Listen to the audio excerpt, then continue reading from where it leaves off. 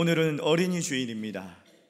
우리에게 자녀를 주신 하나님 앞에 감사드리며 또 자녀를 양육하는 일에 있어서 하나님께서 우리에게 맡겨주신 사명이니 또 우리가 우리 자녀를 위해서 하나님의 뜻과 사랑을 잘 깨달아서 귀한 은혜로 자녀를 잘 양육할 수 있는 저와 여러분 되시기를 주의 이름으로 축원합니다. 오늘 본문의 말씀은 우리가 너무나 잘 알고 있는 모세에 대한 이야기입니다. 이 모세의 이야기를 하려면 요셉을 알아야 합니다. 요셉은 이스라엘 조상이죠. 이스라엘의 조상이고 애굽에서 총리가 되었던 사람입니다. 요셉이 애굽에서 총리가 되었을 때 애굽으로 야곱의 가족, 그러니까 요셉의 아버지와 그의 형제들이 70명이 애굽으로 이사를 오죠. 이사를 왔는데 요셉이 총리가 되었지 않습니까? 그리고 애굽이 멸망할 뻔했는데 그 애굽을 구했던 총리입니다. 그러니까 공이 엄청 큰 총리죠. 그런 총리의 가족들이 애굽으로 이사를 왔어요. 그래서 이 애굽에서 그 좋은 땅과 좋은 집과 좋은 환경들을 제공해서 좋은 곳에서 살게 되었던 거죠. 그렇게 이제 400년이 지났습니다. 그렇게 이제 400년이 지났는데 400년 전에 올 때는 70명이었는데 400년이 지나고 나니까 남자만 세웠는데 60만 명이 넘는 거예요. 그러니까 아이들하고 부모, 와이프까지 세면은 약 한 200만 명이 넘는 엄청난 민족이 된 거죠. 400년이 지나면서 얼마나 잘 먹고 잘 살고 얼마나 번창했으면 70명밖에 안 되던 그 인구가 200만 명이 된 거예요. 200만 명. 근데 오늘 본문에 반전이 일어납니다. 출애굽기 1장 8절과 9절 말씀에 애굽에서 그렇게 잘 먹고 잘 살고 평안하게 살던 그 이스라엘에게 폭풍과 같은 일이 일어나는데, 자 8절과 9절 말씀 우리 같이 한번 해볼까요? 같이 읽습니다. 시작. 요셉을 알지 못하는 새 왕이 일어나 애굽을 다스리더니 그가 그 백성에게 이르되 이 백성이 이스라엘 자손이 우리보다 많고 강하도다. 자, 여기서 보니까 요셉을 알지 못하던 새 왕이 일어나서 애굽을 다스렸다. 도대체 무슨 말일까요? 400년 전에 그 유명한 그 애굽을 구했던 총리 요셉을 모른다고요? 아무리 역사를 모른다고 해도 요셉을 모를 수가 있을까요? 이게 무슨 말이냐면 왕조가 바뀐 거예요. 왕조가. 그 당시에 애굽은 세계 최강대국이었어요. 그런데 그 짧은 역사에 이 애굽이 무려 그 18번, 19번의 왕조를 맞이하고 있었어요. 그러니까 요셉이 총리가 되었을 때 애굽을 다스리던 왕조는요, 힉수스 왕조라고 합니다. 힉수스 왕조가 150년 동안 애굽을 다스렸는데 이 힉수스 왕조는요, 애굽의 원주민들이 아니에요. 토종민들이 아닙니다. 이 힉수스 왕조는요, 서아시아에서 온 유목민족들이죠. 이 유목민족들이 신무기를 앞세워 가지고 애굽을 점령하고 그리고 150년 동안 다스린 거예요. 이 힉수스 왕족이 다른 곳에서 온 유목민족, 이방 출신이다 보니까 어디 출신이냐, 이걸 중심으로 인재를 등용하는 것이 아니라 능력이 있느냐 없느냐를 따라서 이방 사람이라도 그를 인재로 등용을 한 거죠. 그러니까 무슨 말이냐면 요셉이 어떤 사람이에요? 요셉이 히브리 사람이잖아요. 애굽 사람도 아니에요. 그리고 요셉이 어떤 사람입니까? 노예 출신이에요. 노예 출신이고 제수였습니다. 제수 출신이고 노예 출신인데 그럼에도 불구하고 출신이 중요하지 않았던 거예요. 출신이 중요하지 않고 어렵지 않게 총리가 된 거죠. 만약에 출신 성분을 따지고 노예냐 제수냐 이런 걸 따졌다면 이 요셉은요, 총리가 될 수 있는 그런 출신이 아니에요. 이 또한 하나님의 역사하셨고 하나님의 작정과 하나님의 섭리인 거죠. 그렇게 세월이 지나고 이제 원주민들이 그러니까 애굽의 원주민들이, 이 토종민들이 힉수스 왕조를 몰아냅니다. 그리고 그 애굽의 원주민들이 새 왕조를 만듭니다. 이 새 왕조가 들어섰어요. 그러니까 이 새 왕조가 이전에 힉수스 왕조가 만들었던 그 업적들을 지우기 시작하는 거예요. 흔적 지우기를 하는 거예요. 그러니까 힉수스 왕조의 영웅이었던 그 요셉의 흔적을 지우는 거예요. 그래서 뭐라고요? 요셉을 알지 못한 왕이 들어섰다. 애굽을 다스리게 되었다. 실제로 요셉을 알지 못했다 이런 말은 아니에요. 그러니까 이 요셉의 흔적을 지우는 왕조가 들어선 거예요. 근데 보니까 이스라엘 민족이 지금 몇 명 정도 있어요? 그건 한 200만이 있어요. 근데 이 200만이 되는 그 이스라엘 민족들이 혹여라도 이제 도망간 그 힉수스 왕조의 그 잔당들과 함께 결탁을 해가지고 막 분기를 일으키면은 그 애굽의 원주민들이 큰일 나잖아요. 또 왕조가 바뀔 수도 있잖아요. 두려웠던 거죠. 두려워서 이스라엘 민족들을 전부 다 노예로 만들었습니다. 전부 다 노예로 만들고 중노동으로 막 혹사를 시킵니다. 그러면서 막 피라미드 만들고 막 스핑크스 만들고 이러면서 막 혹사를 당했어요. 그렇게 하면은 이스라엘의 세가 줄어들고 인구가 줄겠지라고 생각했는데 이 정책이 먹히지가 않는 거예요. 그럼에도 불구하고 더 막 번성하는 거예요. 그래서 애굽의 왕이 두 번째로 정말 악독한 정책을 명령으로 내리는데, 자 15절 16절 말씀 우리 같이 한번 읽어볼까요? 같이 읽습니다. 시작. 애굽 왕이 히브리 산파 십불이라 하는 사람과 부하라 하는 사람에게 말하여 이르되 너희는 히브리 여인을 위하여 해산을 도울 때 그 자리를 살펴서 아들이거든 그를 죽이고 딸이거든 살려두라.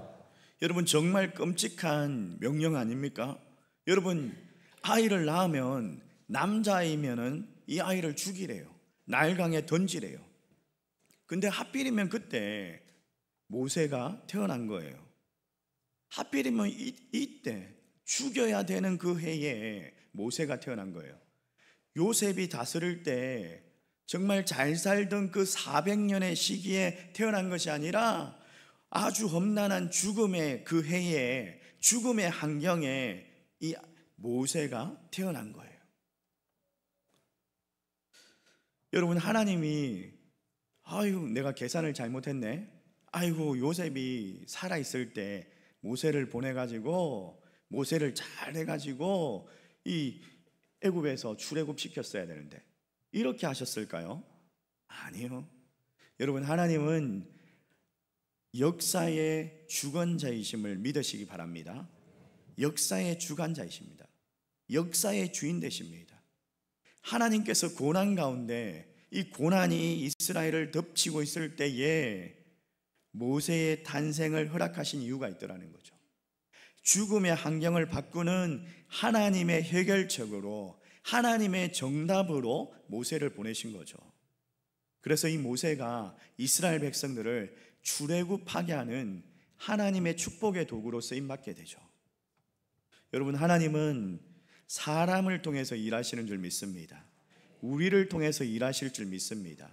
그래서 힘든 시대를 살아가고 있어도 이 상황을 불평하지 마십시오.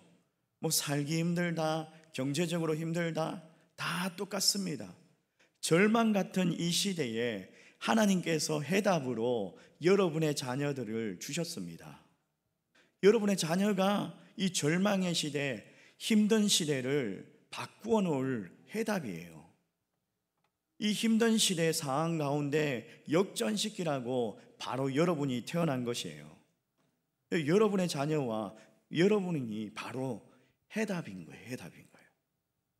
모든 믿는 사람들이 태어나는 이유는요, 태어나는 그 정황은요, 하나님께서 그 시대를 살리라고, 그 시대를 변화시키라고 하나님의 축복의 도구로 우리를 이 땅에 보내신 줄 믿습니다.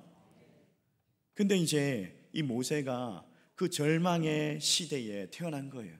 죽음의 해에 태어난 거예요. 근데 이 모세를 살린, 믿음의 아들 모세를 살리는 하나님의 도움의 손길들이 있었어요. 그 손길들이 누구냐? 자, 첫 번째로 보니까 히브리 산파들. 남자아이들이 태어나자마자 죽이라고 왕이 명령을 했습니다. 근데 히브리 산파들이 그 왕의 명령을 거부합니다. 자, 17절 말씀 우리 같이 한번 읽어볼까요? 같이 읽습니다. 시작. 그러나 산파들이 하나님을 두려워하여 애굽 왕의 명령을 어기고 남자 아기들을 살린지라. 여러분이 히브리 산파들이 왕의 명령을 어겼대요. 그 당시에 왕의 명령을 어기면 그냥 이거는요 처형입니다. 사형. 어디 왕의 명령을 어겨? 근데 그 죽음도 두려워하지 않냐고. 그것보다 더 무엇을 두려워했다? 하나님을 두려워했다라는 거예요. 하나님을 두려워했다. 그러니까 믿음이 있었기 때문에 하나님을 경외함으로 두려워한 거예요. 하나님을 경외하기 때문에 왕의 명령을 어길 수 있었던 거죠. 그랬더니 하나님께서 그 산파들의 가정에 복을 주셨더라. 그 다음 절 말씀이에요. 여러분, 하나님께서 모세를 살리기 위해서 준비하신 믿음의 사람이었습니다. 분명히 우리의 인생길에도 이런 결정적인 순간에 하나님께서 믿음의 사람들을 준비해 주십니다. 우리 자녀들을 위해서도 하나님께서 준비하신 히브리 산파 같은 믿음의 사람들이 있습니다. 정말 고마운 분들이죠. 아마도 그분들이 주일학교 선생님일 수도 있습니다. 여러분, 우리 주일학교 선생님들이 자기들이 그냥 돈 받고 하는 줄 아십니까? 아니에요. 자원해서 기쁨으로 우리 아이들을 위해서 시간을 드리고 또 그분들이 물질을 드리고 그 아이들에게 하나님 말씀을 가르치고 아들을 위해서, 우리 아이들을 위해서 기도해 주는 것 아니겠습니까? 이런 믿음에 준비된 히브리 산파들 너무 고마운 분들이죠. 이번에 서생의 날 때 그냥 보내지 마시고 그런 고마운 분들에게 양말이라도 하나 선물하시면서 고마움을 표현하십시오. 그래야지 우리 자녀들이 그걸 보고 배워요. 이게 신앙의 훈련인 거예요. 또 이 모세를 살리기 위해서 모세의 부모들을 믿음으로 준비하게 하셨죠. 여러분, 이 부모가 자녀를 살리는 건 당연한 일이지만 모든 부모가 다 자기 자녀를 믿음으로 살리는 것은 아닌 것 같아요. 자녀들을 그냥 세상적으로 챙기는 것은 잘하는데 영적으로 챙기는 것에 그냥 무관심한 부모들이 너무나 많더라는 거예요. 여러분, 우리 아이가 말씀대로 잘 살고 있는지, 기도는 하는지 별로 신경 쓰지 않는 부모들이 많습니다. 그냥 오늘 학원 갔는지 안 갔는지 이건 정말 신경 쓰고 챙기면서 주일날 교회 왔는지, 오늘 주일날 교회 와가지고 예배는 잘 드렸는지, 오늘 어떤 말씀을 배웠는지 전혀 챙기지 않습니다. 모릅니다. 주일날 교회 와서 뭐 하고 있는지 몰라요. 관심도 없습니다. 그런 부모의 자녀로 태어난 애들이 믿음이 잘 자라겠어요? 어떻게 되겠어요? 영적으로 잘 자라겠어요? 근데 이 모세의 부모는요, 남자 아기는 다 죽여라 라는 명령이 떨어졌는데, 왕의 명령이 떨어졌는데도 불구하고 아이를 살립니다. 목숨을 거는 선택을 하죠. 자, 11장 히브리서 11장 23절 말씀 우리 같이 한번 읽어볼까요? 같이 읽습니다. 시작. 믿음으로 모세가 낳았을 때 그 부모가 아름다운 아이임을 보고 석 달 동안 숨겨 왕의 명령을 무서워하지 아니하였으며. 이 부모가 뭐라고요? 믿음으로 그 아이를 바라본 거예요. 그랬더니 그 아이가 아름다워 보이더라. 하나님께서 긍휼을 베푸셔가지고 아이를 아름답게 보이게 하신 거예요. 저희 아들 처음에 태어났을 때 보니까 애가 외계인인 줄 알았어요. 외계인. 아가 쭈글쭈글 해가지고 막 애가 머리가 이상해가지고 깜짝 놀랐어요. 갓 태어난 아기들 보시면 그렇게 이쁘지 않습니다. 한 며칠 지나니까 이뻐지더라고요. 갓 태어난 애들은 그렇게 이쁘지 않아요. 며칠 지나니까 애가 살도 올라오고 통통해가지고 이쁘더라고요. 그 부모의 눈에는 그냥 너무 이쁜 거예요. 그 믿음으로 이 아이를 살린 거예요. 믿음으로 이 아이를 살린 거예요. 세상을 역정할 수 있는 그런 담대한 믿음이 있어야 됩니다. 여러분, 세상을 역정하라 이 말은요, 세상의 법을 무시하고 그냥 세상의 법을 지키지 않아도 됩니다, 그런 말이 아닙니다. 세상의 가치관, 성경과 상반되는 하나님의 말씀을 배제한 그런 세상의 가치관으로부터 우리 아이들을 지키고 세워가야 합니다. 학교에 가면 요즘에 동성애를 갖다가 옹호합니다. 또 진화론을 가르칩니다. 그럴 때 우리 부모들은 뭘 해야 되죠? 그냥 모른 척하고 괜찮다, 뭐 그런 것도 배워도 된다, 이렇게 하실 거예요? 그게 사실이 아니다. 그게 사실이 아니야. 성경에 하나님의 말씀, 진리가 있다는 것을 우리 아이들에게 가르쳐야 하지 않겠습니까? 시대가 아무리 그렇게 말을 해도 거룩한 믿음의 고집을 가지고 우리 자녀들을 지켜내야 됩니다. 여러분, 모세의 부모가 이 아이를 키울 수 있는 기간이 석 달이었던 것 같아요. 석 달이 되어서 할 수 없이 이 아이를 나일강에 버리게 됩니다. 근데 버리는데 그냥 버리는 게 아니에요. 그냥 버리는 게 아니라, 자, 출애굽기 2장 3절 말씀 우리 같이 한번 읽어볼까요? 같이 읽습니다. 시작. 더 숨길 수 없게 되매 그를 위하여 갈대 상자를 가져다가 역청과 나무진을 칠하고 아기를 거기 담아 나일 강가 갈대 사이에 두고 더 숨길 수 없게 되었다요. 그래가지고 이 아이를 이제 어떻게 버리죠? 나일강에 버리는데, 나일강에 던지라고 했으니까 나일강에 그 버리는데 갈대 상자를 준비했대요. 갈대 상자를. 그리고 그 갈대 상자에다가 역청과 나무진을 바르고 그 아이를 내려놓습니다. 이게 쉽지 않은 결정이었을 것 같아요. 이 갈대 상자를 가지고 와가지고, 갈대를 가지고 와가지고 그걸 갈대로 하나 상자로 엮어 나갈 때에 얼마나 눈물을 흘렸겠어요. 이 아이를 버려야 된다는 그것 때문에 얼마나 눈물을 흘렸겠어요. 그리고 그 물이라도 좀 셀까 싶어가지고, 물이라도 들어올까 싶어가지고 나무진을 바르고 역청을 바르면서 얼마나 눈물을 흘렸겠습니까? 눈물을 흘리면서 믿음으로 준비한 거죠. 믿음으로 준비하면서 하나님의 섭리를 알기 때문에 하나님의 손에 맡긴 거예요.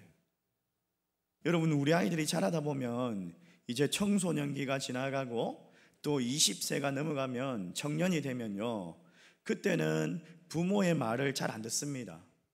10대 뭐 그냥 초등학생이나 중학생 때는 그래도 매를 들면요 부모의 말을 듣습니다. 그 매가 무서워서라도 듣습니다. 근데 이제는 한 고등학생쯤 지나면요 매를 들어도요 말을 안 들어요. 말을 안 들어요. 우리 집 아들도요, 어머니 말로 하세요 이러면서 말로 하세요. 네, 그럽니다. 말로 하죠, 당연히. 그렇게 그렇게 해요. 그때 어떻게 하실 거예요? 그때 어떻게 하실 거예요? 이제 부모 말도 안 들어요. 아이를 내려놓아야 되는 시기가 옵니다. 분명히 아이에게 이제 더 이상 집착할 수 없는 그런 시기가 와요. 그럴 때는요 그냥 내려놓으면 안 돼요. 오늘 이 모세의 부모가 그 모세를 석 달간 키우다가 그냥 나일강에 던졌다 이게 아니라, 그냥 나일강에 버렸다가 아니라 뭘 준비했어요? 갈대 상자를 준비했습니다. 갈대 상자를 준비했어요. 여러분 한번 상상해 보세요. 이 갈대 상자를 준비할 때 그 들에 가서 갈대를 베어 와가지고 그 갈대를 한 올 한 올 이렇게 따가면서 상자를 만들 때 눈물을 흘리면서 그 상자를 만드는 기간이 얼마나 되었을까요? 한 달, 두 달, 세 달 동안 좀 시간이 길었겠죠. 그 상자를 만들면서 역청을 바르면서 눈물로 얼마나 기도를 했겠습니까? 얼마나 눈물을 담았겠습니까? 하나님의 손에 맡긴다? 그냥 버려두는 게 아니에요.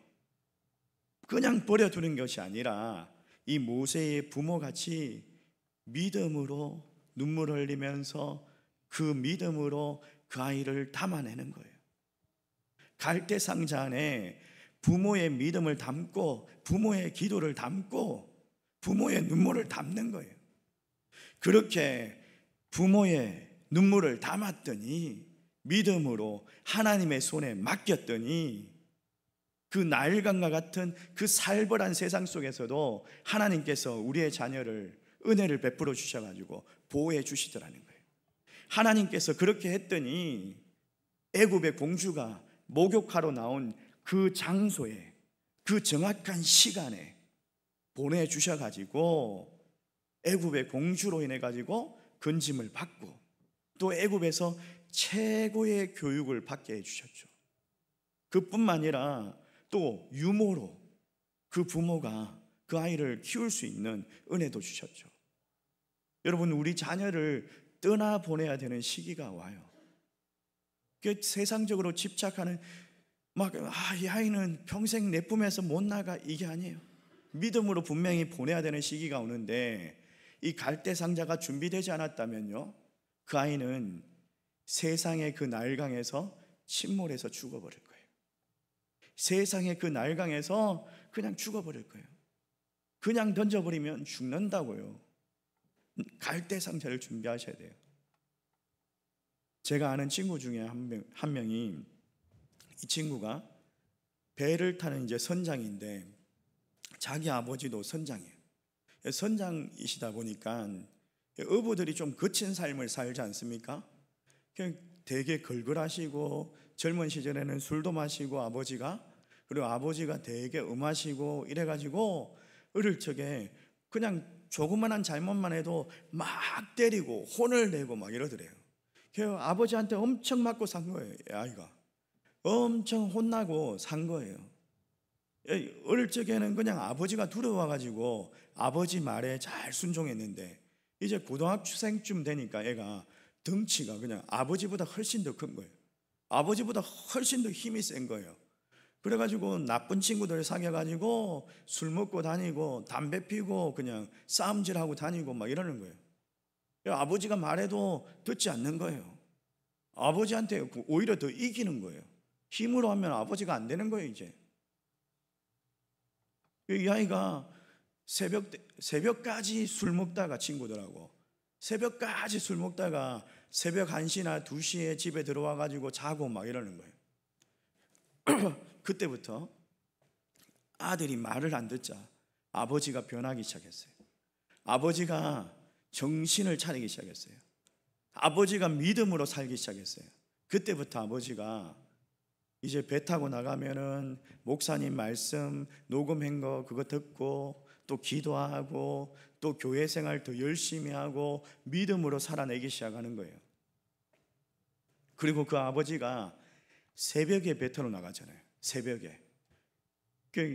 어촌에 이제 그 섬에 가가지고 전도를 한 적이 있는데 섬에 가보니까요, 한 새벽 3시쯤에 배 타고 나가더라고요. 저녁 한 11시나 12시 넘어서 들어오시고, 야, 섬에 사람이 없어요. 사람이 없어. 깜짝 놀랐어요. 그렇게 사시더라고요. 그 정도더라고요. 이분들이 이제 아버지가 이제 새벽에 배 타고 이제 나가기 전에 뭐 하느냐? 아들 방에 들어가요. 아들 방에 들어가가지고 그 아들 방에서 꼭 기도를 하고 나가는 거예요. 꼭 기도를 하고 나가는 거예요. 이 새벽에 이제 술 먹고 들어와가지고 자고 있는데 아버지가 기도하는지 몰랐대요. 처음에는 몰랐대요. 늘 조용히 들어와가지고 조용히 기도하고 나가니까 아버지가 기도하는지 몰랐대요. 근데 어느 날은 술 먹고 또 들어와가지고 새벽에 자고 있는데 그냥 비가 떨어지는 거예요. 비가 뭐지? 지붕에 구멍이 난다. 왜 비가 떨어지지? 눈을 딱 떴는데 실눈을 싹 떴는데 아버지가 눈물을 막 흘리면서 기도하는 거예요. 아들을 위해서 눈물을 흘리면서 회개 기도하는 거예요. 그러면서 막 기도를 하고 있는 그 모습이 너무나 가슴이 아프고 찡해가지고 그 아들이 그때부터 다시 결단을 했대요. 내가 제대로 살아야 되겠다. 아버지를 위해서 아버지 기뻐하시는 삶을 살아야 되겠다. 그래가지고 그 아들이 그때부터 이제 변화돼가지고 아버지 따라 교회 다니고 또 열심히 살기 시작해가지고, 그래가지고 아버지의 그 가업을 이어받아가지고 선장이 된 거예요. 신앙생활도 열심히 하고 그러던 친구가 있더라고요. 어떻게 해서 변화됐냐 물어보니까 그 이야기를 하더라고요. 여러분, 부모의 눈물이 우리의 자녀를 살리는 줄 믿습니다. 사랑하는 성도 여러분, 그냥 보내면 안 돼요. 갈대 상자를 준비해야 됩니다. 믿음으로, 눈물로 갈대 상자를 준비하고 험한 세상을 보낼 때에 이 갈대 상자에 믿음으로 그 아이를 내려놓고 하나님의 손에 맡기는 거예요. 그렇게 하나님의 손에 맡기니까 우리의 손으로 키우는 것보다 훨씬 더 잘 키워주시더라는 거예요. 우리가 그 아이를 키웠으면요, 그 아이가 세계 당대의 최고의 학문을 배웠겠어요? 그냥 히브리 노예로 태어난 그 아이가 어떻게 애굽의 그 왕족의 그런 학문을 배우겠어요? 여러분, 지금 어떻게 하고 계십니까? 이게 굉장히 중요합니다. 아무것도 하지 않으면 아무것도 일어나지 않습니다. 근데 지금부터라도 기도로 쌓고 말씀을 가르치고, 애가 듣든지 안 듣든지 말씀을 틀어놓고 말씀을 가르치고 말씀을 이렇게 권유하고 계속 말을 하는 거예요. 계속 교회 가라, 계속 기도해라, 이렇게 말을 하는 거예요. 그렇게 아이에게 믿음으로, 사랑으로 투자하면요, 우리 아이는 살아날 줄 믿습니다. 이 믿음의 갈대 상자를 준비하시고 믿음의 갈대 상자에 내려놓으시길 바랍니다. 우리 부모가 다 할 수 있는 건 아니지만 우리 아이를 살릴 수 있는 히브리 산파도 필요하겠죠. 애굽의 공주도 필요하겠죠. 근데 히브리 산파도 애굽의 공주도 우리가 믿음으로 이 아이를 갈대 상자에 놓았을 때 우리 아이를 살려줄 수 있더라는 거예요. 사랑하는 성도 여러분, 갈대 상자에 여러분의 기도와 눈물을 담으시고 말씀을 담으시고 하나님의 사랑을 가르쳐서 우리 자녀들이, 우리의 다음 세대들이 모세가 될 수 있는 그런 은혜를 누릴 수 있기를 주의 이름으로 축원합니다. 믿음으로 우리 자녀들을 양육하는 저와 여러분, 우리 부모님들 되시기를 주님의 이름으로 축원합니다. 우리 말씀을 생각하면서 함께 찬양하겠습니다.